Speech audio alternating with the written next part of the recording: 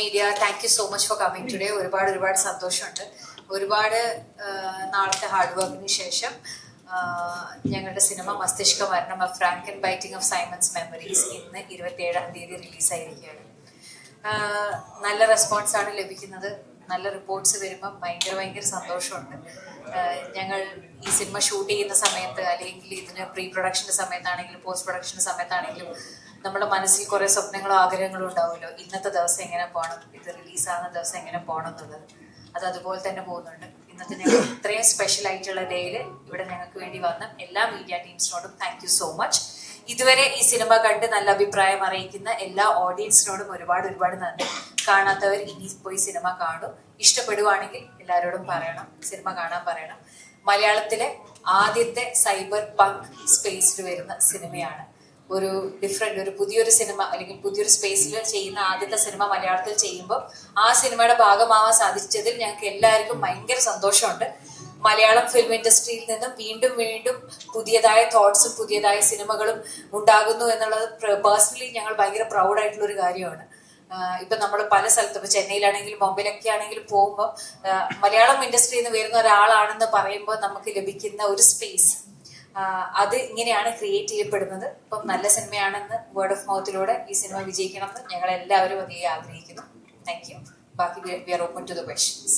അങ്ങനെയല്ല, എന്റെ പ്രീവിയസ് ഫിലിംസിൽ ഇതേപോലത്തെ ചെറിയ അറ്റംപ്റ്റുകളുണ്ട്. അപ്പൊ അത് ആൾക്കാരെ അക്സെപ്റ്റ് ചെയ്ത് വന്നിട്ട് എനിക്ക് തോന്നുന്നു അതിന്റെ ഒരു കോൺഫിഡൻസ് ആയിരിക്കും. അങ്ങനത്തെ ഒരു സാധനം ചെയ്താൽ അത് വർക്ക് ആവുമായിരിക്കും, ഓഡിയൻസിന് ഇഷ്ടപ്പെടും എന്നൊക്കെ തോന്നുന്നത്. അപ്പോൾ അതിനൊരു പ്രൊഡക്ഷൻ ഹൗസും കൂടെ നമ്മൾ പ്രോപ്പറായിട്ട് സപ്പോർട്ട് ചെയ്യുമ്പോഴത്തേക്കും വീൽ നെയിൽ ഇറ്റ്, നമുക്കത് നെയിൽ ചെയ്യാൻ പറ്റും എന്നുള്ളൊരു സംഭവം. പിന്നെ എനിക്ക് തോന്നുന്നു വീണ്ടും ഇങ്ങനത്തെ വർക്കുകൾ കാണുമ്പോഴത്തേക്കും നമ്മളോട് സഹകരിക്കുന്ന ആർട്ടിസ്റ്റുകൾക്കും അവരുടെ എക്സ്പെരിമെന്റുകളും അല്ലെങ്കിൽ അവരുടെ അറ്റംപ്റ്റുകളും ഒക്കെ എഫേർട്ടുകളും ഒക്കെ ഇതിൽ ഇൻവെസ്റ്റ് ചെയ്യാൻ തോന്നും. അപ്പൊ എല്ലാം കൂടെ ചേർന്ന് വരുമ്പോഴത്തേക്കും ഒരു നല്ലൊരു പരിപാടിയായിട്ടത് എന്ത് ചെയ്തു. ഇപ്പൊ ഞാൻ സന്തോഷത്തിൽ പറഞ്ഞുകൊണ്ടിരിക്കുകയാണ്. അതൊരു ഭയങ്കര ഒരു മൊമെന്റ് ആണ്.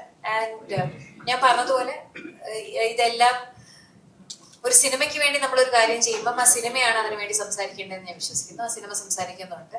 സിനിമ പ്രേക്ഷകർ സ്വീകരിക്കുന്നതിലും ഓരോരുത്തരുടെ എഫേർട്സും എടുത്തു പറയുന്നത്. ഇപ്പൊ സിനിമയുടെ റിവ്യൂസ് വരുമ്പോഴും പലരും പറയുമ്പോൾ പൊതുവെ എല്ലാവരും ഒന്നോ രണ്ടോ കാര്യങ്ങൾ പറഞ്ഞു പോകുമല്ലോ. ഇവിടെ എടുത്ത കോസ്റ്റ്യൂമിന്റെ കാര്യമാണെങ്കിൽ മേക്കപ്പ്, VFX, ആർട്ട്, സിനിമാറ്റോഗ്രഫി, ഓരോരുത്തരുടെ പെർഫോമൻസസ് ഓരോന്നും എടുത്ത് പറയുമ്പോൾ പേഴ്സണലി ഭയങ്കര സന്തോഷമുണ്ട്. കാരണം ഇവരുടെ ഈ ഹാർഡ് വർക്ക് നമ്മൾ നേരിട്ട് കണ്ടതാണല്ലോ. ഇതുപോലത്തെ ഒരു സിനിമ, ഈ ജോണറിൽ വരുന്നൊരു സിനിമ മലയാളത്തിൽ നമ്മളുടെ ബഡ്ജറ്റ് എല്ലാം വെച്ച് നമുക്ക് എക്സിക്യൂട്ട് ചെയ്യാന്ന് പറഞ്ഞാൽ അത്ര എളുപ്പമുള്ളൊരു കാര്യമല്ല. അപ്പം അത് എക്സിക്യൂട്ട് ചെയ്യാൻ വേണ്ടിയിട്ട് രാവും പകലും കഷ്ടപ്പെട്ട ഒരുപാട് പേരുണ്ട്. അപ്പം അവരുടെ ഒക്കെ ഡിപ്പാർട്ട്മെന്റ്സിന് എടുത്ത് പറയുമ്പോൾ ഭയങ്കര സന്തോഷം.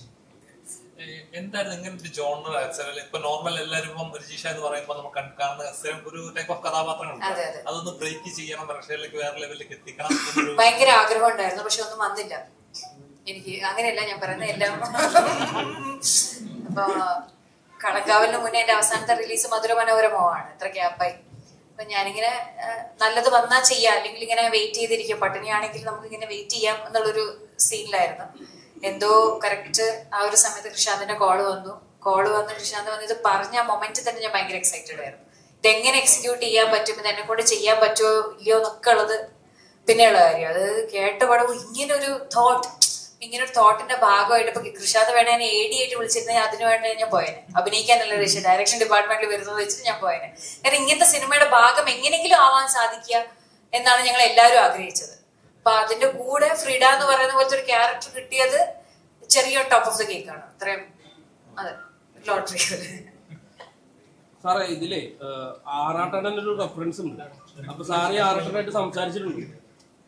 അല്ല, അത് ആറാട്ടണ്ണൻ മാത്രമല്ല, അത് ആ ഒരു ജോണറിൽ പെടുന്ന നമ്മുടെ ഇക്കോസിസ്റ്റത്തിൽ വരുന്ന ഫാനുകളെ എല്ലാരും റെപ്രസെന്റ് ചെയ്യുന്നതാണ്. അത് നിങ്ങൾക്ക് ആറാട്ടണ്ണനായിട്ട് തോന്നിയത് ഭയങ്കര രാത്രി ഇതിടുന്നുണ്ടല്ലോ. അത് ഒരുപാട് പേരുണ്ട്. ആറാട്ടണ്ണൻ ദിവ്യയെ വിളിച്ചു സംസാരിച്ചു, പുള്ളിക്ക് സിനിമ ഇഷ്ടപ്പെട്ടു എന്ന് പറഞ്ഞു. ആൻഡ് ആ സോങ് ഇറങ്ങിയപ്പോഴത്തേക്കും one of the people who really spoke, ഭയങ്കര വയസ്സായിട്ട് സ്പീക്ക് ചെയ്ത ഒരാളാണ് ആറാട്ടണ്ണൻ. അതിലൊരു വീഡിയോ ഒക്കെ ഉണ്ട്. നമ്മള് ഭയങ്കര സർപ്രൈസിങ് ആണ്. നമ്മള് ഒരു രീതിയിൽ വിചാരിക്കുന്ന ആൾക്കാർ വേറൊരു രീതിയിൽ തന്നെ റിയാക്ട് ചെയ്യും. നമ്മൾ വേറൊരു രീതിയിൽ വിചാരിക്കുന്ന ആൾക്കാർ എന്താണ് നിനക്ക് തുണി എടുത്തൂടെ എന്ന് ചോദിക്കുകയും ചെയ്യുന്നത് ഭയങ്കര സർപ്രൈസിങ് ആണ്. പുള്ളി വിളിച്ചത് എന്താ പറഞ്ഞത്? അതാണ് ഇവിടുത്തെ അല്ല, ഒരു നല്ല റിവ്യൂ ആയിരിക്കുമല്ലോ പറഞ്ഞത്. അതെ, ഇഷ്ടപ്പെട്ടു എന്ന് പറഞ്ഞു. കഴിഞ്ഞ വുമൻസ് ഡേക്ക് വിളിച്ചിട്ടുണ്ടായിരുന്നു.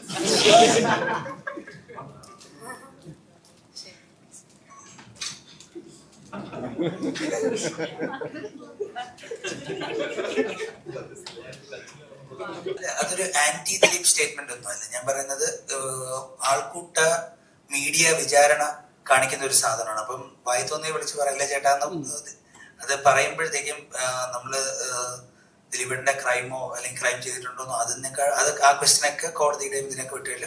But the media is really surrounding a person who's accused. അപ്പം അതിന്റെ ഒരു റെഫറൻസ് ആണ്. അപ്പൊ അത് പെട്ടെന്ന് നമുക്ക് ആ ഒരു മീഡിയ ഹോണ്ട് ചെയ്യുന്ന ഒരു സാധനം കാണിക്കാൻ പറ്റുന്നത്. അപ്പൊ ഇതൊരു എക്കോസിസ്റ്റത്തിനെ കുറിച്ച് പറയുന്നതാണ്, ഒരു റിയാലിറ്റിയുടെ എക്കോസിസ്റ്റത്തിന്. അതിൻ്റെ അകത്ത് ഇതെല്ലാം വരുന്നുള്ളതാണ്. അപ്പം as a documentation of our times ഇതിനെ കുറിച്ചൊക്കെ റെഫർ ചെയ്ത് പോവാം.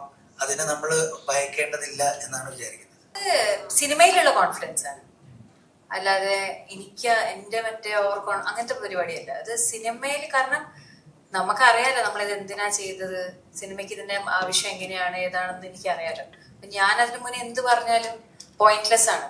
അത് പിന്നെ വ്യാഖ്യാനിക്കപ്പെടും, അതിൽ കുറെ സാധനം വരും, പിന്നെ അതിൽ വരും, പിന്നെ എന്തിനാ അങ്ങനെ തോന്നിയിട്ടില്ല. കാരണം എനിക്കറിയാം ഇപ്പൊ 27 വളരെ പെട്ടെന്ന് സിനിമ വരുമെന്ന് അറിയായിരുന്നല്ലോ. അപ്പൊ വന്നു, ഇപ്പൊ ഞാൻ റിയാക്ട് ചെയ്യേണ്ട ആവശ്യം വന്നില്ല.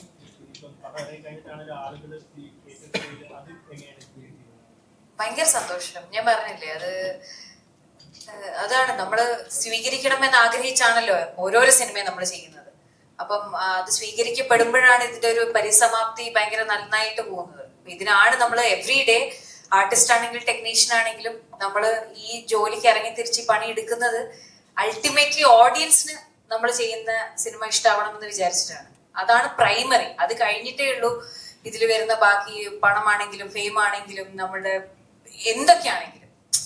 പ്രൈമറി എന്ന് പറഞ്ഞാൽ നമുക്ക് സിനിമ പ്രേക്ഷകൻ സ്വീകരിക്കുക എന്നുള്ളതാണ്. അത് സ്വീകരിക്കപ്പെടുന്ന മൊമെന്റ് ആണ് നമ്മളെ സംബന്ധിച്ച് ഏറ്റവും കൂടുതൽ എക്സ്റ്റസി കിട്ടുന്നുണ്ടായി.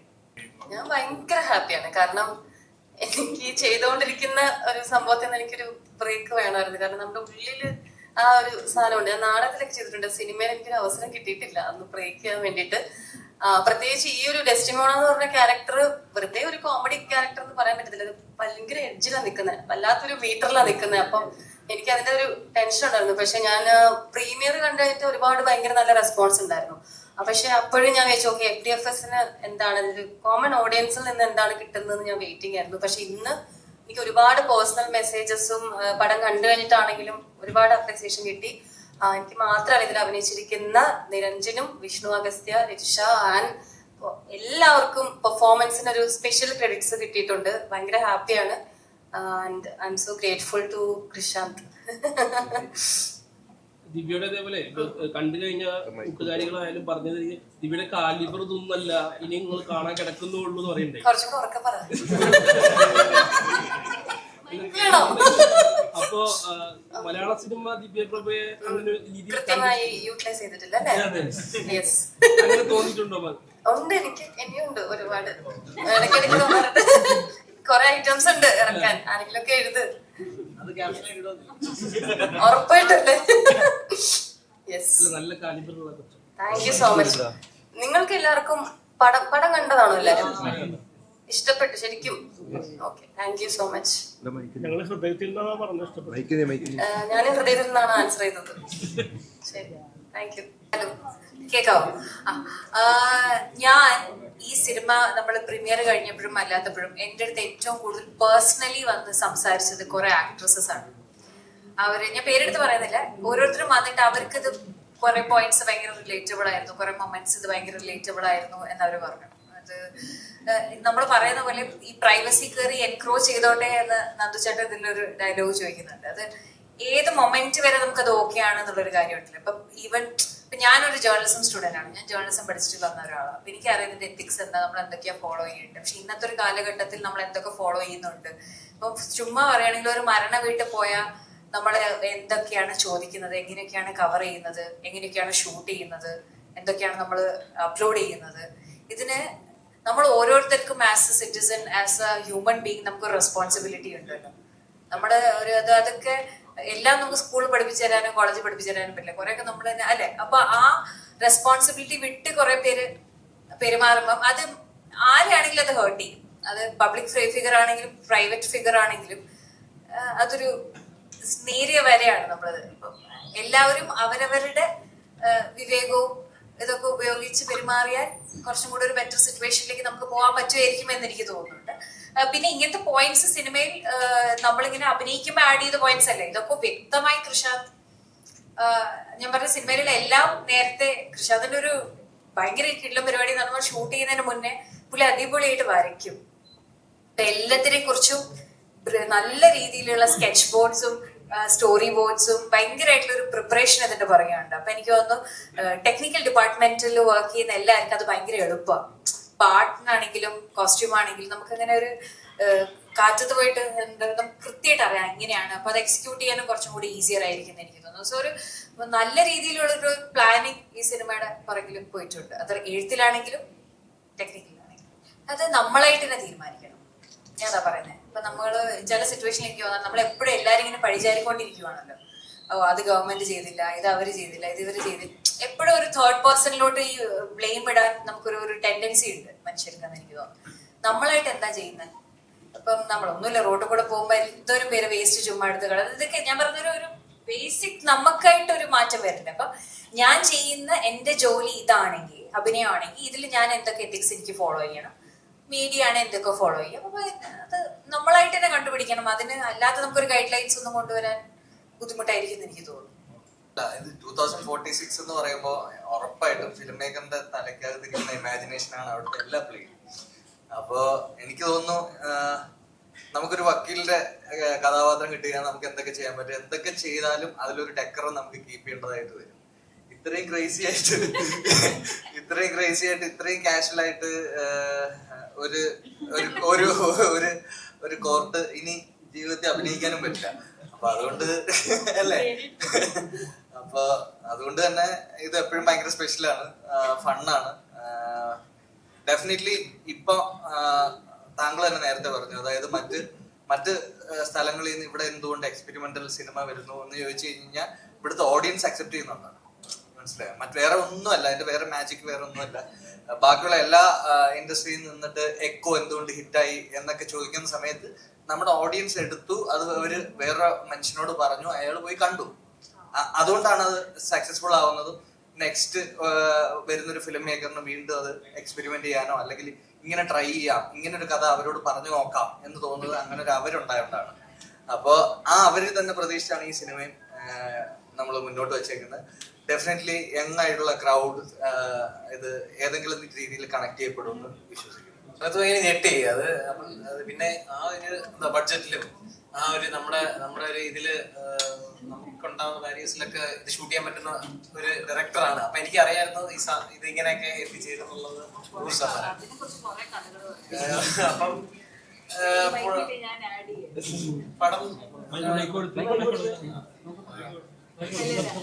ഇത് അങ്ങനെയല്ല, നിരഞ്ജൻ ഞാനിങ്ങനെ കോൺസ്റ്റന്റ് ടച്ചിൽ നിൽക്കുന്ന ആൾക്കാരാണ്. അപ്പം ഏതോ ഒരു സമയത്ത് വേറെ ഏതോ കാര്യത്തിന് വേണ്ടി വിളിച്ചപ്പം നിരഞ്ജൻ ഇങ്ങനെ IFFK-ലുണ്ട്. ആ സമയത്ത് ഒരാളെ കിട്ടിയിട്ടുണ്ട്, ഞാൻ ചാക്കിലിട്ട് പിടിക്കാൻ പോവാ എന്റെ അടുത്ത് പറഞ്ഞു. അപ്പൊ ഞാൻ ആരാ ഇവിടെ ഇങ്ങനെ ആവാസ വ്യൂഹം എന്നൊക്കെ പറഞ്ഞ സിനിമ ചെയ്ത് കൃഷാന്ത് പറഞ്ഞ ഒരു ഭയങ്കര കിടിലൻ ഒരു ഡയറക്ടറെ കിട്ടിയിട്ടുണ്ട്.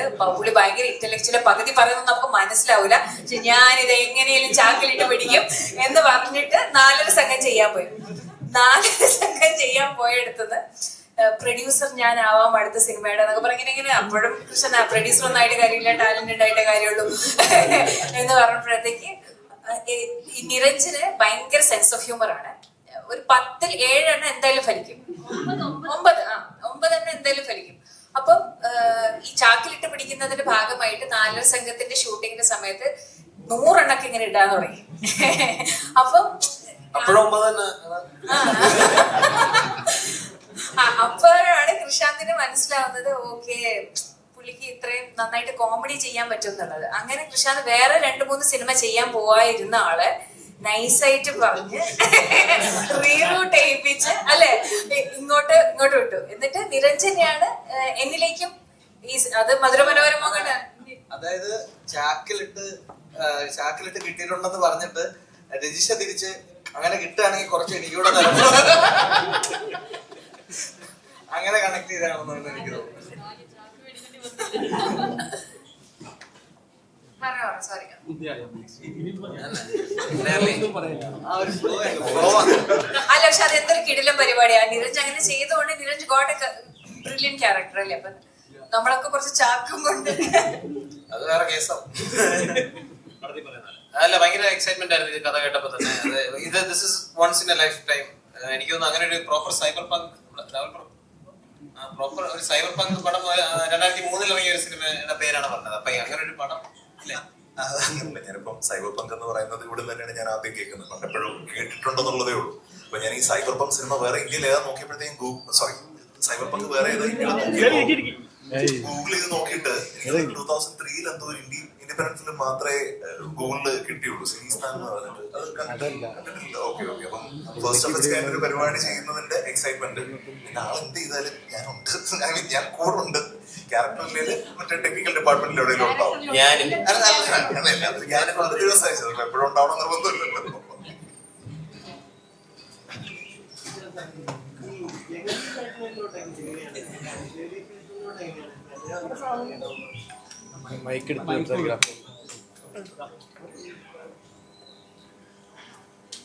ജഗദീഷ് ഏട്ടനിലോട്ട് എങ്ങനെയാണ് എത്തിപ്പെട്ടത്?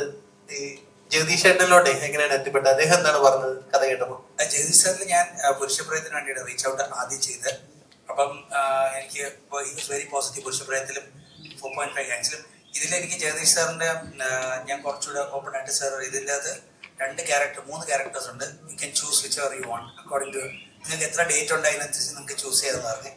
അപ്പോൾ എനിക്ക് ജഗദീഷ് സാറാണെങ്കിൽ പറഞ്ഞ് പോലീസ് ക്യാരക്ടർ ആകുമ്പോഴത്തേക്ക് എപ്പോഴും കുറെ കൂടെയൊക്കെ ഇൻട്രസ്റ്റിംഗ് ആയിട്ട് ചെയ്യാൻ കാണും. പിന്നെ പുള്ളിക്ക് ആ ഒരു ടൈമിലെ പോലീസുകാരൻ എന്ന് പറയുന്നത് എന്ന് വെച്ച് കഴിഞ്ഞാൽ ഇയാളെ ഡീസന്റ് ആണോ എന്ന് നമുക്ക് സംശയം തോന്നും. പക്ഷെ ഭയങ്കര ഡീസന്റ് ആണ്. പക്ഷെ അപ്പൊ അങ്ങനെയൊക്കെ ഒരു ട്രിക്കി ഏരിയയിൽ നിൽക്കുന്ന ഒരു പോലീസുകാരനാണ്. അപ്പം അത് പുള്ളി വായിച്ചിട്ട് പറഞ്ഞു ഇത് ചെയ്യാൻ പുള്ളിക്ക് താല്പര്യമുണ്ട്, നല്ലതാണെന്ന് പറഞ്ഞു. അപ്പൊ ഞാൻ പറഞ്ഞു ആകെ ഒരു എന്ന് വെച്ചാൽ കോടതിയുടെ 7-8 ദിവസം ഷൂട്ടിൽ സാറിന് അധികം ഡയലോഗ്സ് ഇല്ല, 1 or 2 ഇൻസേർട്ടുകളേ ഉള്ളൂ. അതാണ് ട്രിക്കി. ബാക്കി അപ്പൊ അങ്ങനെയാണ് ജഗദീഷ് സാർ എത്തിയത്. അത് ഫസ്റ്റ് ഓഫ് ഓൾ നമുക്ക് ഡയറക്ടറിന് നല്ലൊരു ചീഫ് അസോസിയേറ്റ് വേണം. ചീഫ് അസോസിയേറ്റിന് 2 നല്ല അസിസ്റ്റൻസ് വേണം. സെയിം വിത്ത് സിനിമാറ്റോഗ്രാഫർ, സെയിം വിത്ത് ആർട്ട് ഡയറക്ടർ, സെയിം വിത്ത് കോസ്റ്റ്യൂം ഡിസൈനർ. അപ്പം നമുക്ക് ബേസിക്കലി ഇത് മാനേജ് ചെയ്യുമ്പോഴത്തേക്ക് ഈ ഐഡിയ അങ്ങ് അറ്റം വരെ എത്തുമോ എന്നുള്ളത് ചൈനീസ് വിസ്പർ പോലെ ഇത് അവസാനം അവിടെ എത്തൂല. അതാണ് മിക്കവാറും പറ്റുന്നത്. എന്ന് വെച്ച് കഴിഞ്ഞാൽ ആ വണ്ടി എടുത്ത് മാറ്റിയിടും എന്ന് പറയുമ്പോഴത്തേക്ക് വണ്ടി തന്നെയാണോ മാറ്റിയിടുന്നത് നമുക്ക് സംശയം വരും. അത് അങ്ങനെ എത്തുന്നില്ല ആ മെസ്സേജ്. അപ്പം ഇത് നമ്മൾ കുറച്ച് പ്രാവശ്യം വർക്ക് ചെയ്യുമ്പോഴത്തേക്കും ഈ ഒരു കമ്മ്യൂണിക്കേഷൻ ക്ലിയർ ആവും.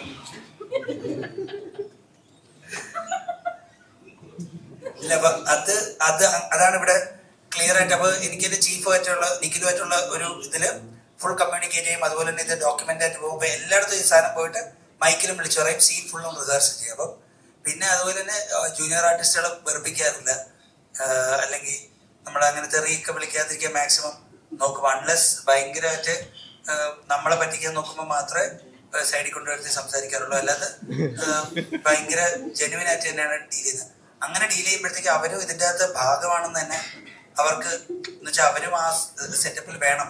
അവരുണ്ടെങ്കിൽ അവരുടെ മൂവ്മെന്റുകൾ കൊറിയോഗ്രാഫ്റ്റാണ്. അപ്പം അങ്ങനത്തെ ഒരു രീതിയിൽ പോകുമ്പോഴത്തേക്ക് എല്ലാവരും സഹകരിച്ച് നിൽക്കും. പിന്നെ ബേസിക്കലി ഡയറക്ടറിന്റെ ആറ്റിറ്റ്യൂഡാണ് ഫുൾ ടീമിന്റെ ഒരു ആറ്റിറ്റ്യൂഡായിട്ട് ഇവഞ്ച്വലി ഒരു സിനിമയിൽ റിഫ്ലക്ട് ചെയ്യുന്നത്. അപ്പൊ അത് മാക്സിമം ഞാൻ ആ ആറ്റിറ്റ്യൂഡ് കീപ്പ് ചെയ്യാനും നോക്കും, എന്റെ ടീംമേറ്റ്സ് കീപ്പ് ചെയ്യാൻ നോക്കും.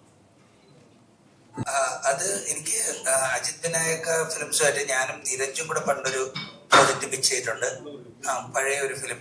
പിന്നെ അത് കഴിഞ്ഞിട്ട് ഗഗൻചാരിയിൽ ഞാൻ അതിന്റെ പാർട്ടായിരുന്നു. അപ്പൊ നമുക്ക് ഒരു ഫ്രണ്ട്ഷിപ്പ് അല്ലെങ്കിൽ ഒരു ട്രസ്റ്റ് ഓൾറെഡി ഉണ്ട്. പിന്നെ ഒരു വയബിലിറ്റി, ഈ പ്രോജക്റ്റിന്റെ വയബിലിറ്റി ഒക്കെ നമ്മൾ കാൽക്കുലേറ്റ് ചെയ്തിട്ട് തന്നെയാണ് പ്രോജക്റ്റ് അപ്രോച്ച് ചെയ്യുന്നത്. എന്ന് വെച്ച് കഴിഞ്ഞാൽ ഇതിന്റെ ambition is also limited to its viability. എത്ര ബിസിനസ്സും അങ്ങനെയൊക്കെ ചിന്തിച്ച് തന്നെ ചെയ്യുന്നത്. അപ്പം രണ്ടുപേരും അങ്ങോട്ടും ഇങ്ങോട്ടും ഒരു ടീമായിട്ട് വർക്ക് ചെയ്യുമ്പോഴത്തേക്കും ഇതിന്റെ കണ്ടന്റിനെക്കാട്ടും കൂടുതൽ നമ്മൾ ഇതിന്റെ ഒരു പോസിബിലിറ്റിയെ കുറിച്ച് മാത്രമാണ് ആലോചിക്കുന്നത്. അപ്പൊ ബേസിക് ത്രെഡ് അണ്ടർസ്റ്റാൻഡ് ചെയ്ത് കഴിഞ്ഞപ്പോഴത്തേക്കും ഈ production house was really okay with. അല്ല നമുക്ക് ഈ എന്ന് വെച്ച് കഴിഞ്ഞാൽ നമുക്ക് എപ്പോഴും ഇല്ല ഈ മെത്തോളജിക്കലായിട്ട് നമ്മുടെ ബോഡി നമുക്ക് വേറൊരു സ്ഥലത്ത് വിടാൻ പറ്റും, പരകായ പ്രവേശം ചെയ്യാൻ പറ്റും എന്ന് പറയുന്നത് ഒരു മാൻ്റെ ഒരു ഭയങ്കര ഒരു ആവശ്യമാണ്, ഒരു ഭയങ്കര ആഗ്രഹമുള്ള ഒരു സാധനമാണ്. അപ്പം അങ്ങനെയുള്ളത് ടെക്നോളജിക്കലൊക്കെ വരാൻ ഏറ്റവും നല്ലതെന്ന് വെച്ച് കഴിഞ്ഞാൽ തേർഡ് പേഴ്സൺ ഗെയിം, നമ്മൾ വേറബിൾ ഗിയർ ഒക്കെ ഇട്ട് കളിക്കുന്ന ഗെയിമാണ് ഏറ്റവും നല്ലതെന്ന് തോന്നി. അപ്പൊ അതിന്റെ ഒരു കോൺസെപ്റ്റിൽ ഇപ്പം അതുപോലത്തെ ഒരുപാട് സിനിമകളുണ്ട് ഗെയിമിൽ കയറി പോകുന്നത്. ഇപ്പൊ മാട്രിക്സ് ആണെങ്കിലും റെഡി പ്ലെയർ 1 ആണെങ്കിലും റെഡി പ്ലെയർ 2 ആണെങ്കിലും റെഡി പ്ലെയർ 2ന്റെ ബുക്കിലൊക്കെ ഇതിന്റെ സിമിലർ കോൺസെപ്റ്റ്സ് ഒക്കെ ഉണ്ട്. അപ്പം അത് വന്നു കഴിഞ്ഞാല് നമുക്ക് ഇതിൻ്റെ അകത്തുള്ള ഒരു ആക്ടിവിറ്റീസിനെ കുറച്ചുകൂടെ ബിലീവബിലിറ്റി കൊണ്ടുവരാൻ പറ്റും എന്ന് തോന്നിയോണ്ടാണ് ഇത് ട്രോണിലുണ്ട്. അപ്പം അതിന്റെ ഒരു ഫ്യൂച്ചറിസ്റ്റിക് ജോണറിൽ നമ്മൾ ഇങ്ങനത്തെ എക്സ്പ്ലോർ ഒക്കെ ചെയ്യാൻ പറ്റുന്ന ഒരു സിമുലേറ്റീവ് ഫിക്ഷൻ എന്നൊക്കെ പറയും ഇതിന്റെ ഒരു ജോണറുണ്ട്. അപ്പം അത് മലയാളത്തിൽ ചെയ്യാൻ പറ്റുന്ന ഭയങ്കര ഇതാണ്. ആ വേർഡ് എനിക്ക് സിമുലേറ്റീവ് ഫിക്ഷൻ എന്ന് പറയുന്നത് അരുൺ ചന്തുവാണ്. എനിക്കത് അറിഞ്ഞൂടെ. ഞാൻ ഇതിന്റെ കഥ അരുണിന്റെ അടുത്ത് എപ്പോഴും ഒപ്പിച്ച് ചെയ്ത് പറഞ്ഞു നിങ്ങൾ സിമുലേറ്റീവ് ഫിക്ഷൻ ആണല്ലേ ചെയ്യുന്നത്. അപ്പൊ ഞാൻ ചാറ്റ് ജിപിടിയിലൊക്കെ ഇട്ട് ഞാൻ പിന്നെ സിമുലേറ്റീവ് ഫിക്ഷന്റെ ആളായി. സാറേ അതുപോലെ തന്നെ നമ്മളിപ്പോ ഇടയ്ക്കിടയ്ക്ക് പോലീസ് റൗണ്ട് ചുറ്റുന്നത് കാണിക്കുന്നുണ്ട്. അതായത് അതും 2046 നമ്മുടെ ബൊലേറോ തന്നെയാണെന്നുള്ളതൊരു അത്ഭുതമായിട്ട് തോന്നി. അപ്പൊ അത് എന്തുകൊണ്ടാണ് അപ്പൊ യഥാർത്ഥത്തിൽ പക്ഷേ ഫ്ലൈ ചെയ്യുന്നത് ഫ്ലൈയിങ് സ്ക്വാഡ് എന്ന് പറഞ്ഞാൽ ഫ്ലൈയിങ് സ്ക്വാഡ് അല്ലെ ബൊലേറോ തന്നെ വേണം, അല്ലെങ്കിൽ ആ ഒരു ഡ്രോൺ വെച്ച് ചെയ്യാം എന്നുള്ള രീതിയിലൊക്കെ ചിന്തിക്കാം. ഇത്രയും ചിന്തിച്ച ആൾക്ക് അതെന്തുകൊണ്ട് അത്രയും പുറകിലോട്ട് പോകാൻ ചാൻസ് ഉണ്ട്? ഈ റിട്രോ ഫ്യൂച്ചറിസം എന്ന് പറയുന്ന ഒരു കോൺസെപ്റ്റ് കൂടെ ഇതിന്റെ അകത്തുണ്ട്. അപ്പൊ റിട്രോ ഫ്യൂച്ചറിസം എന്ന് പറഞ്ഞൊരു 80s വന്നേക്കുന്ന സൈഫൈ ഫിലിംസിൽ ഉള്ള അതേ ടെക്നോളജി ഫ്യൂച്ചറിസ്റ്റിക് ആയിട്ട് യൂസ് ചെയ്യുന്ന ഒരു ട്രെൻഡ്, അതൊരു ഹോളിവുഡൻ ട്രെൻഡാണ്. അപ്പൊ നമ്മുടെ റിട്രോ ഫ്യൂച്ചറിസം എന്ന് പറഞ്ഞു കഴിഞ്ഞാൽ നമ്മുടെ ബൊളേറോയും സുമോയും ഒക്കെ പറക്കുന്നതും പഴയ ആംബുലൻസുകളും അങ്ങനെയുള്ള അതുപോലെ തന്നെ ഇപ്പൊ വാട്ടർ കൂളറൊക്കെ നമ്മൾ കണ്ടു കഴിഞ്ഞാൽ നമ്മുടെ വീട്ടിലിരിക്കുന്ന വാട്ടർ കൂളർ വീട്ടിൽ സ്ക്വയറായി സർക്കിൾ ആയിക്കൊണ്ടിരിക്കുകയാണ് നമ്മുടെ വീട്ടിൽ. അപ്പം അതൊരു ആപ്പിളിന്റെ ഒക്കെ ഡിസൈൻ ഐഡിയ ആണ് നമ്മുടെ വീട്ടിലൊക്കെ എല്ലാ ഡിസൈൻ സാധനങ്ങളും ഫോളോ ചെയ്യുന്നത്. പക്ഷെ റെട്രോ ഫീച്ചേഴ്സ് ആണെങ്കിൽ എല്ലാം സ്ക്വയറുകളാണ്, ബോക്സ് ഒക്കെയാണ്. എന്ന് വെച്ചാൽ അഴുക്ക ഡിസൈനാണ്. അപ്പൊ അത് ആ ഡിസൈൻ സാധനം വന്നിട്ടുണ്ട്. അപ്പൊ ഇത് ഭയങ്കര രസമുള്ളൊരു ശ്രീജിത്ത് റെട്രോ ഫീച്ചേഴ്സ് ഒന്ന് ബ്രീഫ് ചെയ്യോ? ഇത് നമ്മുടെ പണ്ടത്തെ CRT ടിവിയിലൊക്കെ ടച്ച് സ്ക്രീനൊക്കെ വന്നേക്കുന്നതായിരിക്കും. ആ ഒരു ഐറ്റമാണ് റെട്രോ ഫ്യൂച്ചറിസം കൊണ്ട് ഉദ്ദേശിക്കുന്നത്. അപ്പൊ ആ ഒരു കൺസെപ്റ്റ് നമ്മൾ ഇതിലോട്ടും ഡയറക്റ്റ് ആയിട്ട് കൊണ്ടുവരാനായിട്ട് മാക്സിമം ശ്രമിച്ചിട്ടുണ്ട്. അത് നോർമലി ഒരു സ്കാനർ ആണെങ്കിൽ അതിലൊരു മഞ്ഞ ലേസറും കൂടെ അടിച്ചു വിടും. ആ ഒരു സെറ്റപ്പ് മാക്സിമം വർക്കൗട്ട് എല്ലാവർക്കും ആയിട്ടുണ്ടെന്നാണ് വിശ്വാസം. അപ്പൊ നമ്മൾ ക്യാമറാസ് നോക്കുമ്പോഴത്തേക്ക് ഈ കൈ ഇങ്ങനെ പിടിച്ചോണ്ട് നിൽക്കുന്ന ക്യാമറാസ് ഒന്നും ഐഡിയലി നമ്മുടെ ഒരു ഡെവലപ്മെന്റ് അനുസരിച്ച് ഫ്യൂച്ചറിൽ കാണത്തില്ല. ദേ വോണ്ട് ബി ക്യാമറാസ്. നമുക്ക് എവിടെ നിന്നും ഇങ്ങനെ കൈവച്ച് വരച്ചെടുക്കാൻ പറ്റും, ജനറേറ്റഡ് ഇമേജസ് ആയിരിക്കും. പക്ഷെ നമുക്ക് ഈ പഴയ ക്യാമറ പിടിച്ചോണ്ട് നിൽക്കുന്ന പോലത്തെ സൂപ്പർ ഹൈറ്റ് അങ്ങനെയൊക്കെയുള്ള ക്യാമറാസ് ഒക്കെ ഡിസൈൻ ചെയ്ത് അപ്പൊ കുറച്ചൊരു റിട്രോ സാധനം കൂടെ ഇടയ്ക്ക് വരും. ഈ കേബിൾസ് ഒക്കെ വെച്ചേക്കുന്നതൊക്കെ ഇല്ലേ, RCA കേബിൾസ് ഒന്നും ഇപ്പോഴത്തെ ഡിവൈസസിലൊന്നും വെക്കില്ല. അപ്പൊ അത് ദാരിദ്ര്യമല്ല, അത് ഒരു റെട്രോ ഫീച്ചറിസത്തിന്റെ ഭാഗമാണ്, എന്നൊരു കോൺസെപ്റ്റ് ആണ്. അങ്ങനെ അപ്പൊ അതാണ് ഈ ബോളറൊക്കെ വന്നിരിക്കുന്നത്. എന്തുകൊണ്ടാണ് ക്ലൈമാക്സില് പ്രേക്ഷകന് ചിന്തിക്കാൻ വേണ്ടിയിട്ടാണ് അങ്ങനെ ഒരു ആദ്യത്തെ അവസാനം അങ്ങനെ കൊണ്ട് കൊടുത്തിരിക്കുന്നത്? ശരിക്കും വേണമെങ്കിൽ അങ്ങനെ തന്നെ വേണമെങ്കിൽ നമുക്ക് എൻഡ് ചെയ്യാൻ പറ്റുമായിരുന്നു. പക്ഷെ 2 രീതിയിൽ അല്ലെ 3 രീതിയിൽ അത് പ്രേക്ഷകന് ചിന്തിക്കാവുന്ന ലെവലിലാണ് എൻഡ് ചെയ്തിരിക്കുന്നത്. അങ്ങനെ പ്രേക്ഷകനെ കൺഫ്യൂസ് ചെയ്യിക്കാം എന്നുള്ളതുകൊണ്ടാണോ? അല്ല, എനിക്കിതില് ഈ 3 രീതി ഞാൻ ഷൂട്ട് ചെയ്ത് വെച്ചിരുന്നു. എന്നിട്ട് I was not sure whether I want to put it. അപ്പൊ ഞാൻ എക്കോ സിനിമ ഉണ്ട്. അപ്പൊ എക്കോ സിനിമ ഉണ്ടപ്പോ അതിലൊക്കെ ഓപ്പൺ എൻഡിങ് വന്നിട്ട് ഓഡിയൻസ് അക്സെപ്റ്റ് ഒക്കെ ചെയ്തു. അപ്പം അതെനിക്കൊരു കോൺഫിഡൻസ് തന്നു. ദാറ്റ് ഞാനും ഓപ്പൺ ആയിട്ട് വെക്കാം, ഇതിൻ്റെ അകത്ത് ആൾക്കാർക്ക് ഓരോ മീനിങ് കിട്ടും. അപ്പൊ എനിക്കത് I'm grateful to those film makers for being courageous. ഒരാളുടെ കറേജ് വേറൊരാളുടെ എടുക്കും, ഞാനാണെങ്കിൽ എല്ലാവരും എടുക്കും. അപ്പൊ എനിക്ക് ആ കറേജ് അവരെ നിന്നാണ് കിട്ടിയത്. ഡയലോഗ്സിന് സ്ട്രക്ചർ ഉണ്ട്. പിന്നെ നമ്മുടെ ആർട്ടിസ്റ്റ് നമ്മളെല്ലാവരും കൂടെ ഇരുന്നിട്ട് വീണ്ടും വർക്ക് ചെയ്യും. ഞാൻ നിരഞ്ജും കൂടെ ഫസ്റ്റ് ഡ്രാഫ്റ്റിൽ വർക്ക് ചെയ്തു. അപ്പൊ കുറെ ജോക്സിൽ വർക്ക് ചെയ്തു. പിന്നെ ഞാൻ നിരഞ്ജ്, വിഷ്ണു, രാഹുല്, ശ്രീനാഥ് എന്ന് പറഞ്ഞാൽ നമ്മൾ വീണ്ടും ആ ഡയലോഗിൽ ഇരുന്ന് വർക്ക് ചെയ്തു. പിന്നെ രജിഷ വന്നു, നമ്മളെല്ലാവരും കൂടെ ഒത്തിരുന്ന് വർക്ക് ചെയ്തു. പിന്നെ നമ്മൾ റിഹേഴ്സ് ചെയ്തു. എന്നിട്ട് ആ റിഹേഴ്സലിൽ നിന്ന് ഡയലോഗ്സ് വീണ്ടും എടുത്ത് പിന്നെ ഇത്രയും ഡയലോഗ്സ് വെച്ചിട്ട് വരുമ്പോഴത്തേക്കും ഈ നല്ല എക്സ്പീരിയൻസ് ഉള്ള ആർട്ടിസ്റ്റിന് ഇതിൻ്റെ ഇടയിൽ എൻ്റെ അടുത്ത് ജഗദീഷ് സാർ പറയുന്നുണ്ട് പിന്നെ നോൺ AC ജയിൽ. അപ്പൊ അത് ഭയങ്കര ഫണ്ണിയാണെന്ന് ഞാനത് ആലോചിച്ചില്ല. അപ്പൊ അത് സാർ തന്നെ ഞാൻ ഡയലോഗ് പറഞ്ഞപ്പോഴത്തേക്ക് ഐ ഹാവ് സംതിങ് ഹിയർ, ഞാനൊരു സാധനം പറയാം പറഞ്ഞിട്ട് നോൺ AC ചെയ്യുന്നത്. അപ്പൊ ഞാൻ ക്യാമറയുടെ ബാക്കി ഞാൻ ഭയങ്കര ഫണ്ണിയാണ്. അപ്പൊ അങ്ങനെ ഈ ആർട്ടിസ്റ്റ് തന്നെ ഇത്രയും സ്പെക്ക് കിട്ടുമ്പോഴത്തേക്ക് ആർട്ടിസ്റ്റ് അവരുടെ ഒരു ചെറിയൊരു സ്ട്രോക്ക് കൂടെ അതിൽ ആഡ് ചെയ്യും. ചിലപ്പോൾ ആ സ്ട്രോക്ക് ആയിരിക്കും ചിരിക്കുന്നത്, ഓഡിയൻസിന് കണക്ട് ചെയ്യുന്നു. അത് കോടതിയാണോ അണ്ടിയാപ്പീസ് ആണോ എന്ന് ജഗദീഷ് സാർ ചോദിക്കുന്നുണ്ട്. എനിക്കത് ഒട്ടും ഫണ്ണി അല്ലായിരുന്നു കേട്ടോ. എനിക്കത് കേൾക്കുമ്പോഴേ അയ്യോ, നമ്മൾ ഈ 2046 അണ്ടിയാപ്പീസിനെ കുറിച്ച് പറയുമ്പോൾ 2012 തന്നെ അണ്ടിയാപ്പീസ് ഞാൻ ഇങ്ങനെ എഴുതാൻ വെച്ചു. പക്ഷെ ഞാനിത് എഡിറ്റ് ചെയ്തുകൊണ്ടിരുന്നപ്പോൾ ആരൊക്കെയോ വന്ന് ഇത് കണ്ട് ചിരിക്കുന്നുണ്ടായിരുന്നു. ഞാൻ let me keep the faith അത് വെച്ചു. അത് നല്ല ചിരി കിട്ടുന്നുണ്ട്. മാജിക്കലി നമ്മൾ ക്രിയേറ്റീവ് ഒരു പ്രോസസ്സിൽ ഇറങ്ങിത്തിരിക്കുമ്പോഴത്തേക്കും ഒരു സ്റ്റേജ് ചെയ്യുമ്പോഴത്തേക്കും ഈ അൺസർട്ടനിറ്റീസും പേടികളും അവരെന്ത് വിചാരിക്കും ഇവരെന്ത് വിചാരിക്കും അവർ ചെയ്യും ഇതൊക്കെ അങ്ങ് മാറും. കാരണം എന്ന് വെച്ച് കഴിഞ്ഞാൽ നമ്മള് ഫ്ലോയിൽ അങ്ങ് പോവുക. അപ്പൊ നമ്മള് ആരടുത്ത് വേണമെങ്കിലും ഇത് ചോദിക്കാനുള്ള ഒരു ധൈര്യം വരുന്നത് ഡെസ്പിറേഷൻ ആയിരിക്കും ചിലപ്പോൾ, അല്ലെങ്കിൽ നമ്മുടെ ക്രിയേറ്റീവ് സംഭവം നമുക്ക്. അപ്പൊ ഞാൻ രജിസ്റ്റർ കണ്ടപ്പോഴത്തേക്കും ഇത് ഐറ്റം ഡാൻസ് പറഞ്ഞു കഴിഞ്ഞാൽ രജിസ്റ്റർ അങ്ങനെയൊന്നും ഞാൻ ഒന്നും ആലോചിച്ചു. ഞാൻ ഇതൊക്കെ ഉണ്ട് ദിവ്യടുത്താണെങ്കിലും ഇല്ല എല്ലാവരുടെ പറഞ്ഞു. അപ്പം സുരേഷ് കൃഷ്ണ സാറിന്റെ അടുത്തൊക്കെ ആ ക്യാരക്ടർ പറയുന്നത് ട്രക്കി ക്യാരക്ടറിൽ. എന്നിട്ട് ഞാൻ അത് അപ്പൊ നമുക്ക് അങ്ങനെ ആലോചിക്കും. ഞാനും വിഷ്ണുവും കൂടെ പോയാണ് നമ്മള് സുരേഷ് സാറിന്റെ അടുത്ത് ആ സാധനം പറഞ്ഞു. വിഷ്ണു ആണ് എനിക്ക് സുരേഷ് കൃഷ്ണ സാറിന് റൈഫിൾ ക്ലബിൽ നിന്ന് ഇൻട്രൊഡ്യൂസ് ചെയ്ത് തന്നത്. അപ്പൊ ഞാൻ കൂടുതൽ അതിന്റെ എനിക്ക് എന്തോ ദൈവം സഹായിച്ച ആ സമയത്ത് അതിന്റെ പ്രത്യാഘാതങ്ങളെ കുറിച്ച് ഓർമ്മ വരുന്നത്. പിന്നെ കുറെ നേരം കഴിഞ്ഞിട്ട് ഇപ്പം പാട്ടൊക്കെ ഇറങ്ങിയപ്പോഴാണ് പൊന്നെ ഇത്ര വലിയ ആഘാതമാണോ ഇതെന്നൊക്കെ ഞാൻ ആലോചിച്ചത്. പാട്ടൊക്കെ ഇറങ്ങിയിട്ടാണ്. അതുവരെ ഞാൻ ഇത് ഒരാളെന്തോ പറഞ്ഞ അത് മാറി കുറച്ച് കഴിഞ്ഞപ്പോ. അപ്പൊ അങ്ങനെ കൂടുതൽ ചിന്തിക്കുന്ന ഒരു സ്പേസിലല്ല എനിക്ക് ദൈവം സഹായിച്ചത് അല്ല. അതെ അങ്ങനെ ചിന്തിച്ചു കഴിഞ്ഞാൽ പ്രശ്നം എന്ന് വെച്ച് കഴിഞ്ഞാൽ നമുക്ക് for film makers, for producers, for writers എല്ലാവർക്കും പറ്റുന്നത് വെച്ച് കഴിഞ്ഞാൽ we are trying to make the best item product. ഇത് ബെസ്റ്റ് നമുക്ക് ഒരിക്കലും ഉണ്ടാക്കാൻ പറ്റില്ല. കാരണം എന്തായാലും നമ്മളെക്കാട്ടും ബെസ്റ്റ് സാധനം വരും. അത് ഭൂമിയുടെ ഒരു റൂളാണ്. എന്തിൽ ബെസ്റ്റ് ഉണ്ടോ അതിനെക്കാട്ടും ബെസ്റ്റ് എവിടെയെങ്കിലും ഉണ്ട്. അപ്പൊ ഇത് ബെസ്റ്റ്. അതായത് ഒരു സെക്കൻഡ് ഞാൻ വിചാരിച്ചത് ഇനി എങ്ങാനും കൃഷാന്ത് ആലോചിച്ച് പോയിട്ട് എൻ്റെ അടുത്ത് വന്നില്ലായിരുന്നെങ്കിൽ what a miss this would have been. അല്ലെ, എനിക്ക് role of a lifetime എനിക്ക് മിസ്സായി പോകാനായി. So thankfully he did not. And courageous film makers normally ഒരു ഫിൽം മേക്കേഴ്സ് അങ്ങനെ ഒന്നും, കാരണം നമ്മളവിടെ ആക്ടേഴ്സ് ആയിരിക്കുമ്പം പുറമേ ഉള്ള ആൾക്കാർക്ക് നമ്മുടെ മുഖം എപ്പോഴും പുറത്തു വരുമ്പോൾ തോന്നുന്നു നമുക്ക് കൂടുതൽ ഏജൻസി ഇല്ല. നമുക്ക് ഏജൻസി ഇല്ല. കാരണം ഞങ്ങള് ഇത് ഒരു നമ്മുടെ മുഖം സ്ക്രീനിൽ വരണമെങ്കിൽ ഒരാൾ കഥ എഴുതണം, ഒരു സംവിധായകനെ അത് ഡിസൈഡ് ചെയ്യണം, ആ സംവിധായകന്റെ എഴുത്തുകാരന്റെ മനസ്സിൽ നമ്മുടെ മുഖം വരണം, നമ്മൾ അപ്രോച്ച് ചെയ്യാൻ തോന്നണം. ഇത് നമ്മളുടെ അടുത്ത് വന്നാലല്ലേ നമുക്കത് സെലക്ട് ചെയ്യാൻ പറ്റുള്ളൂ.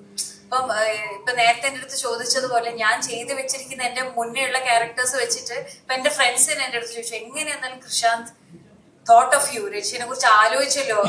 അതിൽ ഞാൻ ഭയങ്കര ഗ്രേറ്റ്ഫുൾ ആണ്. കാരണം നമ്മളുടെ പ്രീവിയസ് വർക്ക് അല്ലെങ്കിൽ നമ്മൾ ഇതിന് മുന്നേറ്റ കോസ്റ്റ്യൂം ലുക്ക് ക്യാരക്ടറൊക്കെ വെച്ച് നോക്കുകയാണെങ്കിൽ ചൂസ് ചെയ്യാതെ പോയിരുന്നെങ്കിൽ എനിക്കായിരുന്നു നഷ്ടം സംഭവിക്കുക എന്നുള്ളതാണ്. ഞാനൊന്നും ചെയ്തില്ല. മുടി വെട്ടി ചെയ്തു തന്നു. കൃഷാന്ത് കണ്ടപ്പോ തന്നെ പറഞ്ഞു, ആദ്യം തന്നെ പറഞ്ഞു ഇതാണ് look. I was very excited പടത്തിന് വേണ്ടി അങ്ങനെയൊക്കെ ചെയ്യാൻ പറ്റുന്നത് തന്നെ. പിന്നെ Krishanth, I M A fan of Krishanth films. അപ്പം അതിലൊരു ഭാഗമാകാൻ പറ്റിയത് തന്നെ വലിയ കാര്യം. വിത്ത് ഇങ്ങനെ ഒരു ഭയങ്കര interesting cast, interesting story. So it was fun. ചെയ്യുന്നു. പിന്നെ ഐ തിങ്ക് നിരഞ്ജന്റെ കൂടെ എനിക്ക് കുറച്ചും കൂടെ ചെയ്യാനുള്ള നിരഞ്ജനോടാണ്. ആൻഡ് ഹി വെറുതെ അങ്ങോട്ട് റിയാക്ട് ചെയ്ത് കൊടുത്താൽ മതി, പുള്ളിക്കാരൻ ചെയ്തോളൂ. അപ്പം യെസ്, താങ്ക്സ് നിരഞ്ജ്. ഹ്യൂമറസ് ആണ്. നമുക്ക് അതിനെ കുറിച്ച് ഇപ്പൊ പറയേണ്ടത് അതിന്റെ അപ്ഡേറ്റ്സ് ഒക്കെ നിരഞ്ജ് തരുന്നതായിരിക്കും. കുറെ it's a mass film, mass ഫിലിമാണ്. അതെന്ന് വെച്ചാൽ നമ്മൾ ഇതിന്റെ അകത്ത് ജീവിക്കുമ്പോഴത്തേക്കും ഇതെല്ലാം വിൽപ്പനയുടെ ഒരു പല പല സ്ഥലങ്ങളിലാണ് നമ്മൾ താമസിക്കുന്നത്, ജീവിക്കുന്നത്. അപ്പം എസ്പെഷ്യലി അപ്പം വാല്യൂ ഉള്ള ആൾക്കാർ. ആ ഡയലോഗ് എക്സാക്ട്ലി പറഞ്ഞത് വിഷ്ണു അഗസ്തിയാണ് എൻ്റെ അടുത്ത്. നമ്മൾ സംഘർഷണ ഷൂട്ട് ചെയ്തോണ്ടിരിക്കുമ്പോഴത്തേക്കും വിഷ്ണു അഗസ്തി ഒരു ലോങ് ആക്ഷൻ സീനൊക്കെ ചെയ്തു. അപ്പൊ ഞാൻ ഭയങ്കര ഇൻട്രസ്റ്റ് ആയ ലോങ് ആക്ഷൻ സീൻ. അത് സംഘർഷണയുടെ എൻഡിലൊരു വെരി ഇൻട്രസ്റ്റിംഗ് ആക്ഷൻ സീനാണ്. അപ്പം ഞാനൊന്നും അത്ര ഫിറ്റ് അല്ല. അപ്പൊ വിഷ്ണു ഫിറ്റ് ആയിട്ട് ഇത്ര ആക്ഷനൊക്കെ ചെയ്തു, വീണ്ടും ചെയ്യുന്നു, ചാടുന്നു. എല്ലാം കഴിഞ്ഞിട്ടപ്പോ ഞാൻ വിഷ്ണുവിന്റെ അടുത്ത് നിന്ന് ഇങ്ങനെ സർപ്രൈസ് എടുത്തിട്ട് ചോദിച്ചു, വിഷ്ണു ഇങ്ങനെ കളന്നിട്ടത് ഭയങ്കര കഴിവാടോ, കൊണ്ടുപോയി എന്നെ വിൽക്കടോ.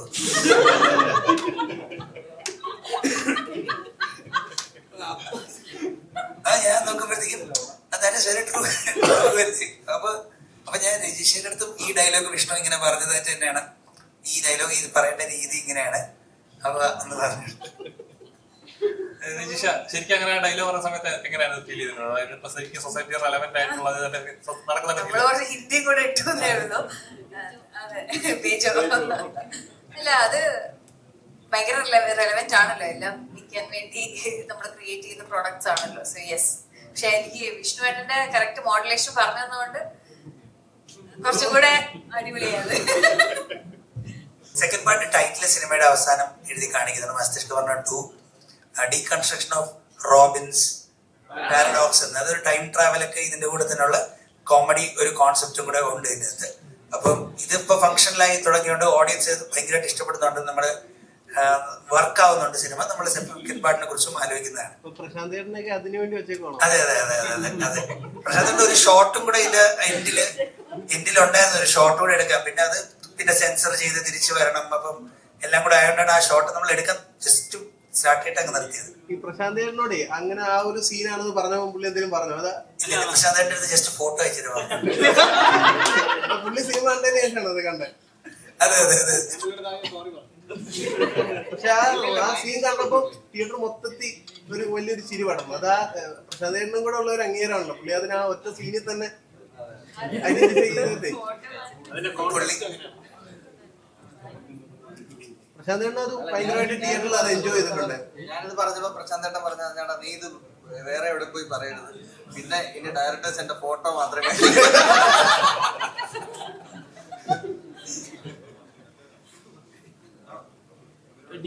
ഡിപിന്റെ ഇതിലെ കൂടുതൽ നമുക്ക് ചിരി വരുന്നത് സംസാര രീതി, സ്ലാങ്, അങ്ങനെ ഒരു സംഭവം ഉണ്ട്. അപ്പൊ ഇത് എങ്ങനെയാണ് പിടിക്കാൻ പറ്റിയത്? എങ്ങനെ എത്ര എഫേർട്ട് എടുത്തു ഇതിന്?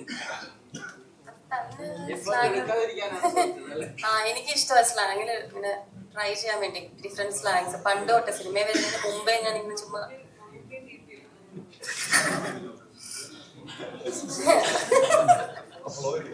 ഫ്ലോയും പോയി അല്ല. അപ്പൊ അല്ല അത്രേ. അപ്പൊ അത് പക്ഷെ അതിന് ഓക്കെ ആയിരുന്നത്. പിന്നെ എനിക്ക് ഭയങ്കര ടെൻഷൻ ഉണ്ടായിരുന്നു ഈ സ്ലാങ് ഒക്കെ സൂക്ഷിച്ച് കൈകാര്യം ചെയ്യണമല്ലോ. പക്ഷെ ട്രിവാൻഡ്രത്തുള്ള ആൾക്കാർ വന്നിട്ടത് ഭയങ്കര രസമുണ്ടെന്നൊക്കെ പറഞ്ഞപ്പോ ഹാപ്പിയായി. അതെ അതെ. നിങ്ങൾക്ക് ഓർമ്മയുണ്ടോ ഏതെങ്കിലും ഡയലോഗ്? കാലത്തിലുള്ളതല്ലേ തവിയിൽ വരത്തുള്ളത്. Okay, thank U.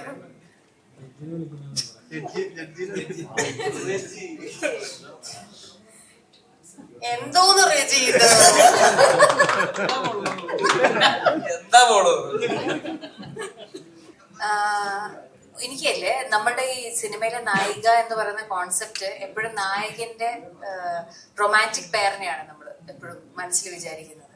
ഇപ്പം ചില സമയത്ത് അമ്മ റോളായിരിക്കാം സിനിമയിൽ ശരിക്കുള്ള നായിക, അല്ലെങ്കിൽ സിസ്റ്റർ ആവാം, ഫ്രണ്ട് ആവാം. നമുക്ക് ഞാൻ പറഞ്ഞ ഇതിനു മുന്നേ ഇപ്പം മധുര മനോഹര മോഹത്തില് ഞാൻ സിസ്റ്റർ ആണ് സിനിമയില്. അപ്പൊ എനിക്ക് തോന്നുന്നു പിന്നെ സിനിമയിൽ നമ്മൾ 5 മിനിറ്റ് ആണോ 10 മിനിറ്റ് ആണോ മുഴുനീളം നമ്മളാണ്, ഇതൊന്നും മാറ്റർ ചെയ്യുന്നില്ല. ഇപ്പം ഇന്നിപ്പം നിങ്ങൾ ഇവിടെ എടുത്തു നോക്കൂ. ഇപ്പൊ നമ്മള് ദിവ്യയുടെ ക്യാരക്ടർ ആണെങ്കിലും ആനിന്റെ ക്യാരക്ടർ ആണെങ്കിലും ഒക്കെ ഈക്വലി ഇമ്പോർട്ടന്റ് ആണ്. ഇപ്പൊ ഫ്രീഡേ അല്ലാതെ ഈ 2 ക്യാരക്ടേഴ്സിന് പ്രശാന്തനെ അപ്രോച്ച് ചെയ്തിരുന്നെങ്കിൽ ഞാൻ ഇരുകൈ നീട്ടി സ്വീകരിച്ച് ഞാൻ പോയെന്നാ ചെയ്യാം. ഞാൻ പറയാന്ന് പറഞ്ഞാൽ എവിടെ നല്ല ഹോപ്പ് ഉണ്ട്, എവിടെ നല്ല ക്യാരക്ടർ കിട്ടുമോ അവിടേക്ക് എത്തിപ്പെടാനുള്ള ഒരു ഭാഗ്യം കിട്ടുക എന്നുള്ളതാണ് പ്രൈമറി. പിന്നെ ബൈസൺ സക്സസ്ഫുൾ ആയി എന്നുള്ളത് എനിക്ക് ഭയങ്കര സന്തോഷം തരുന്നൊരു കാര്യമാണ്. കാരണം ഞാൻ തമിഴിലാകെ കുറച്ച് സിനിമകൾ ചെയ്തിട്ടുള്ളൂ. അപ്പൊ ഏത് സിനിമ നമ്മൾ ചെയ്യുമ്പോൾ ആ സിനിമ വർക്ക് ആവുമ്പോൾ ഭയങ്കര സന്തോഷമാണല്ലോ. അതുപോലെ തന്നെ ഇപ്പം ഇന്ന് മസ്തിഷ്ക മരണം ഇവിടെ നല്ല റിവ്യൂസ് കിട്ടുമ്പോൾ ഭയങ്കര സന്തോഷം. നിങ്ങൾ മീഡിയാസ് ഒരുപാട് ഹെൽപ്പ് ചെയ്തിട്ടുണ്ടെങ്കിൽ ഒരു സിനിമയുടെ ഒരു അവയർനെസ് വേണമല്ലോ, ഒരു സിനിമ വരുന്നുണ്ട് എന്നുള്ളത്. അപ്പൊ അത് ആൾക്കാരിലോട്ട് എത്തിക്കാൻ നിങ്ങൾ ശരിക്കും ഹെൽപ്പ് ചെയ്തിട്ടുണ്ട്. ഇനി ആ സപ്പോർട്ട് ഉണ്ടാവണം. Thank you so much. Thank you.